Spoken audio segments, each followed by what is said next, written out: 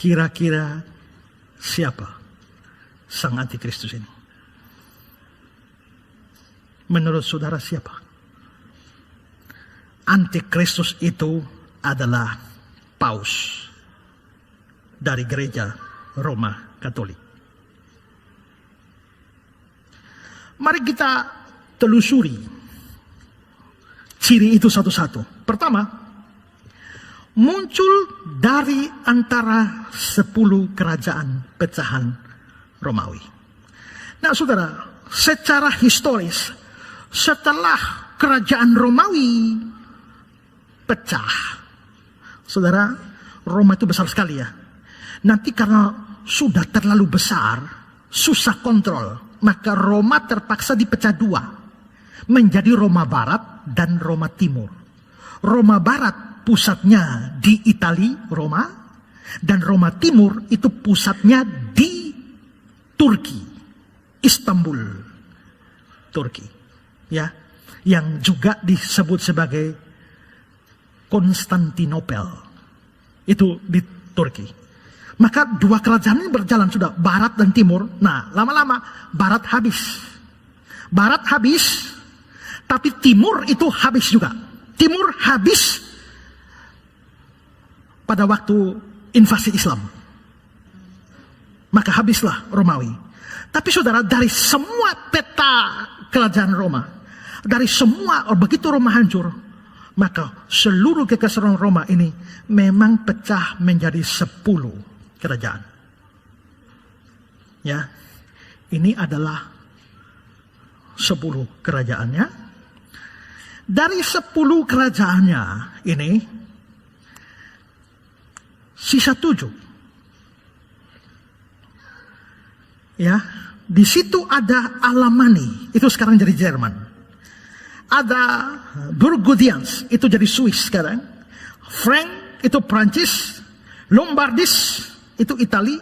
Anglo-Saxon itu Inggris sekarang. Sufi Portugal. Visigoth Spanyol. Heruli Vandals Ostrogoth musnah. Nggak ada lagi. Dan pusat kepausan Roma itu di Vatikan, persis di Roma.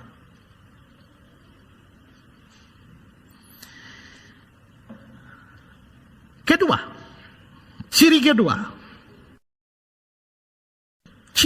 adalah dia akan begitu tanduk kecil keluar, dia akan menghancurkan 3 tanduk. Nah, tadi bilang ada 10, tapi 3 ini musnah, yaitu Heruli, Vandals, dan Ostrogoth. Kenapa bisa musnah? Merlin Maxwell mengatakan, Kaisar Zeno yang beragama Katolik 474 sampai 491 mengatur perjanjian dengan bangsa Ostrogoth di tahun 487 supaya maksudnya mereka masuk Katolik, yang mengakibatkan pemusnahan kerajaan Heruli di tahun 493. Jadi yang menghancurkan Heruli ini adalah Kaisar Zeno beragama Roma Katolik, dan Kaisar Justinian beragama Katolik memusnahkan bangsa Vandal di tahun 534 dan menghancurkan kekuasaan Ostrogoth di tahun 538. Inilah 3 tanduk yang tercabut di nubuatan Daniel. Heruli, Vandals, dan Ostrogoth. Dan siapa yang menghancurkannya? Orang Katolik. Dengan pusatnya di Vatikan. Saya melihat satu video dari orang namanya Ivan Jaspers. Ya, ada beberapa kutipan yang saya kutip dari video dia. Begini bunyinya. 538 Masehi adalah tahun ketika Ostrogoth runtuh. Adalah setelah keluar dari asap beruntuhan kekaisaran Romawi Barat dan setelah penggulingan 3 kerajaan Arian, maka Paus muncul sebagai seorang individu yang paling penting di Barat. Kepala dari gereja yang terorganisir rapat dengan keyakinan yang didefinisikan dengan hati-hati dan potensi luas untuk pengaruh politik. Puluhan penulis telah menunjukkan bahwa yang nyata-nyata selamat dari kekaisaran Roma kuno ialah gereja Roma. Ya, maka dianggap ciri kedua dipenuhi oleh Vatikan. Yang ketiga, ciri ketiga adalah kerajaannya berbeda dengan kerajaan lain. Kenapa? Karena kerajaan lain murni kerajaan politik. Tapi Vatikan itu kerajaan berbasis agama, bukan politik. Dan ini beda dengan 10 kerajaan yang lain, bahwa Vatikan itu dia adalah kerajaan agama tapi juga kerajaan politis. Terbukti dari 74 negara menjalin hubungan diplomatik dengan Vatikan. Dari sumber yang sama, dibilang begini, dari reruntuhan kekaisaran Romawi muncul secara bertahap sebuah tatanan baru negara-negara titik pusatnya adalah kepausan. Oleh karena itu, mau tidak mau menghasilkan posisi yang tidak hanya baru tapi sangat berbeda dari yang pertama. Maka sifat kerajaannya beda. Ciri ketiga dipenuhi juga oleh Vatikan. Lalu yang keempat, dia berperang atau menganiaya orang-orang kudus. Dan dikatakan bahwa Vatikan, di bawah pemerintahan Vatikan, ada begitu banyak orang non-Katolik yang telah dibunuh mati, melebihi yang dilakukan oleh Hitler, melebihi yang dilakukan oleh ISIS bahkan. Ya. Lecky, dia memberikan catatan demikian, bahwa gereja Roma telah menumpahkan lebih banyak darah orang tak bersalah dibandingkan organisasi manapun yang pernah ada di bumi, tak akan dipertanyakan oleh orang Protestan yang memiliki pengetahuan sejarah yang cukup. Jadi maksudnya kalau kita tahu sejarah cukup, kita tidak meragukan lagi bahwa banyak korban telah jatuh dari Vatikan. Bahkan Ivan Antonio Lorente menulis, memberikan data khusus Spanyol saja. Di Spanyol saja, kepausan itu telah mengakibatkan 31.912 orang dihukum mati dengan cara dibakar. Lalu 241.450 orang dihukum dengan siksaan kejam. Sumber lain mengatakan bahwa kalau dihitung, itu hanya Spanyol, tapi kalau dihitung seluruh dunia, itu kira-kira oleh Vatikan, Roma Katolik telah menghabisi nyawa manusia di dunia sejak seribuan tahun yang lalu. Itu kira-kira 50 juta orang. Hitler cuma 6 juta. Ini 50 juta. Karena itu,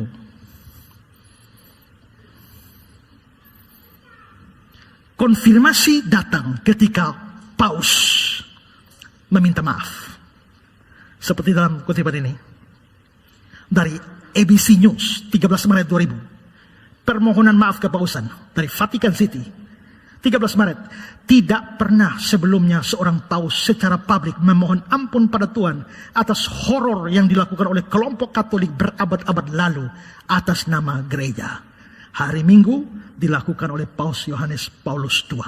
Minta maaf untuk semua horor yang dilakukan oleh Roma Katolik. Ciri keempat ada di situ. Lalu ciri yang kelima adalah mengucapkan perkataan yang menentang, menghujat, menyatakan diri sebagai Allah. Ingat itu ciri 666, melawan, mau menyamai Allah. Nah, sekarang saya mau berikan kutipan dari Loren Bettner. Loren Bettner ini bukan orang Katolik, orang Protestan, tapi dia menulis buku Roman Catholicism. Dia mengatakan begini tentang urusan Paus. Paus menggantikan Yesus Kristus di bumi.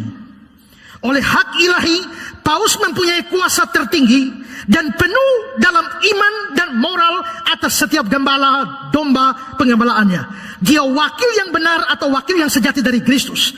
Dia adalah pemerintah atau pemimpin yang tidak bisa salah. Pendiri dari dogma-dogma, pengarang atau sumber dari hakim, dari sidang-sidang gereja, pemimpin kebenaran di dunia, penengah atau wasit dunia ini, hakim tertinggi dari surga dan bumi, hakim dari semua, tidak dihakimi oleh siapapun, Allah sendiri di bumi. Lalu dia melanjutkan, demikianlah orang Roma Katolik beranggapan bahwa Paus sebagai wakil Kristus di bumi adalah pemerintah dunia, mempunyai kedudukan atau otoritas tertinggi bukan hanya atas gereja Roma Katolik sendiri, tapi atas semua raja, presiden, dan pemerintah sipil, bahkan atas semua orang dan bangsa. Tapi ini sumber orang Protestan. Bagaimana sumber Katolik sendiri? Perhatikan ini.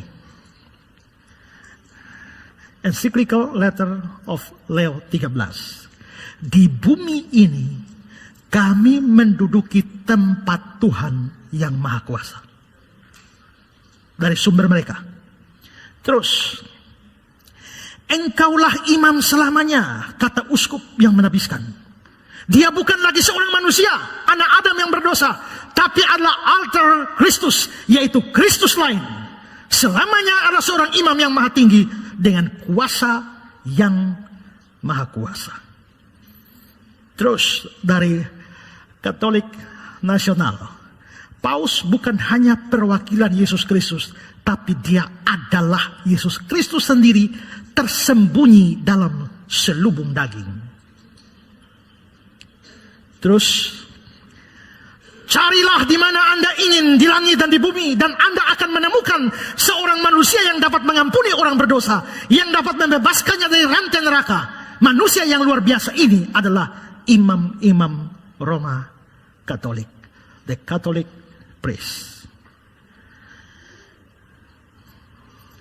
Lalu Matthew Henry, penafsir Kristen, memberikan suatu kata-kata seperti ini. Sang antikristus yang disebutkan di sini adalah seorang perebut kuasa dari otoritas Allah dalam gereja Kristen yang mengklaim kehormatan ilahi, dan bagi siapa ini bisa diterapkan dengan lebih baik daripada uskup-uskup Roma, kepada siapa gelar-gelar yang paling bersifat menghujat diberikan. Jadi Henry menafsirkan bahwa ini itu Katolik Roma, dan paus-paus diberikan gelar-gelar seperti Dominus Deus Noster Papa, Tuhan Allah kami Sang Paus, Deus Alter Inter, Allah yang lain di bumi, idem est Dominium Dei et Papae, kekuasaan Allah dan Paus sama. Albert Barth, ungkapan-ungkapan berikut ini tentang 1 Tesalonika 2:4 ya. Ungkapan-ungkapan berikut diterapkan pada paus dari Roma oleh penulis-penulis Katolik tanpa teguran dari kepausan, akan menunjukkan betapa hal ini cocok sepenuhnya dengan orang-orang yang berpura-pura menjadi kepala dari gereja. Dia telah disebut Tuhan Allah kami Sang Paus, Allah yang lain di bumi, Raja atas segala raja, Tuhan atas semua Tuhan. Kekuasaan Allah sama dengan kekuasaan Paus. Mempercayai bahwa Tuhan Allah kita Sang Paus tidak boleh menetapkan seperti dia menetapkan merupakan bidat atau kesesatan. Kuasa dari Sang Paus lebih besar dari semua kuasa yang diciptakan, dan memperluas dirinya sendiri pada hal-hal yang berkenaan dengan surga, bumi, dan neraka. Sang Paus melakukan apapun kemana ia condong, bahkan hal-hal yang tidak diperbolehkan oleh hukum, dan adalah lebih dari Allah. Lihat otoritas dan pernyataan-pernyataan yang luar biasa ini dalam buku Dr. Newton tentang nubuat-nubuat dissertation. Jadi penafsir-penafsir Kristen banyak mengaitkan sang antikristus ini dengan Paus di Roma. Menarik juga bahwa ternyata tokoh-tokoh reformasi Protestan punya pandangan demikian. John Calvin, setiap orang yang telah belajar dari kitab suci tentang hal-hal apa yang secara khusus adalah milik Allah, dan pada saat yang sama memperhatikan apa yang diklaim oleh Paus bagi diri sendiri, sekalipun dia adalah seorang anak berusia 10 tahun, tidak akan mendapat problem dalam mengenali antikristus. Maksudnya, kalau kita lihat apa yang Paus lakukan, anak 10 tahun pun tidak akan susah untuk menentukan siapa antikristus. Paus. Martin Luther, kita diyakinkan oleh kepausan adalah tahta sebenarnya dari antikristus yang benar dan sejati. Kalian perlu tahu bahwa Paus adalah antikristus yang seluruh firman Tuhan bicarakan. Martin Luther. Calvin, Daniel dan Paulus telah memprediksi bahwa antikristus akan duduk di bait Allah, kepala dari kerajaan najis dan terkutuk itu di gereja barat yang kita pastikan sebagai Paus. John Knox, dan Paus seharusnya dikenali sebagai antikristus yang sejati dan si pendurhaka yang dibicarakan oleh Paulus. Lebih menarik, ada orang Katolik punya pandangan yang sama. Seperti diungkapkan Jameson, Fawcett, and Brown, Gregory yang Agung menyatakan terhadap kepala-kepala atau bapak-bapak dari Konstantinopel bahwa siapapun yang menyebut dirinya sendiri uskup universal merupakan pendahulu dari antikristus. Kepausan menggenapi hal ini. Kenapa? Si Gregory yang Agung ini dia mau diberi gelar paus, tapi dia tidak mau. Karena dia menyadari bahwa dia menjadi uskup universal. Tidak. Kalau saya jadi uskup universal, itu antikristus. Maka dia menolak. Tapi begitu dia menolak, paus yang lain menerima. Karena paus yang lain menerima, maka Gregory yang Agung mengatakan bahwa siapapun yang menyebut dirinya uskup universal, maksudnya paus, merupakan pendahulu dari antikristus. Kepausan menggenapi hal ini.